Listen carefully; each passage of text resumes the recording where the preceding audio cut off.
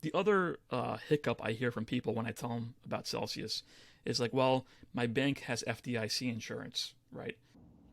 So again, look, Celsius is not trying to be a federally chartered bank. I mean, our job is not to. Banks take tremendous risk, right? So most banks are leveraged 10, 20, 30 to 1, meaning for every dollar they have in deposit, they do $30 worth of lending. Celsius only does what's called asset-backed lending, ABS, right? So if we have a dollar in deposit, we can only lend 50 cents on the dollar, right?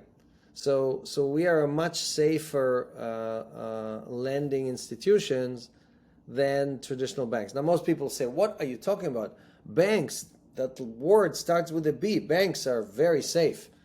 Well, if they're so safe, why do we have to bail them out every 10 to 15 years? They're safe. You can look at the last 100 years, this whole century, last 100 years, and you will see that every 10 to 15 years we had a crisis, and every 10 to 15 years we had a bailout.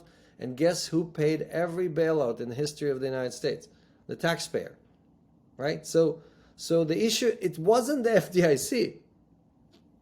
Show me one time, 2008, did the FDIC come and say, okay, Bank of America is in trouble, Merrill Lynch is in trouble, Goldman Sachs is in trouble, Morgan Stanley is in trouble. I am the FDIC. I'm going to bail out all these guys. No, we created TARP. We went to the taxpayer and said, please give us $800 billion because the FDIC cannot bail even one bank.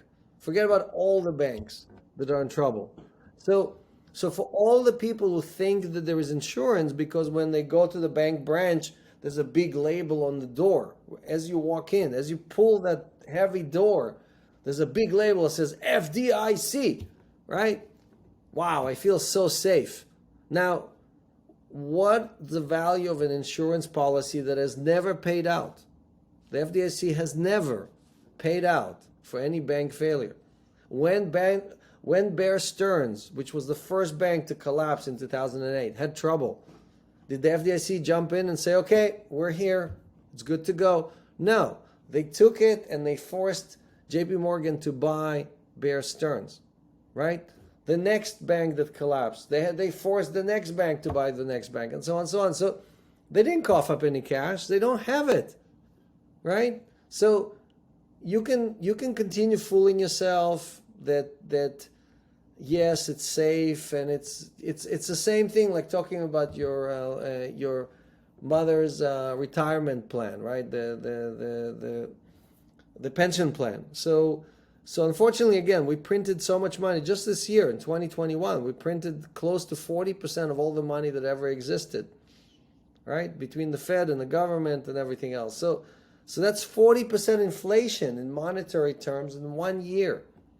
And the government is telling you that there's 2% inflation, right? So we can continue lying to ourselves, or we can look at the facts. Everything I told you, you can go and Google and check for yourself and come to your own conclusions. But what's important is that you have a plan. You have a plan that acts in your best interest, not in the government's best interest, not in the Fed's best interest, not in the bank's best interest.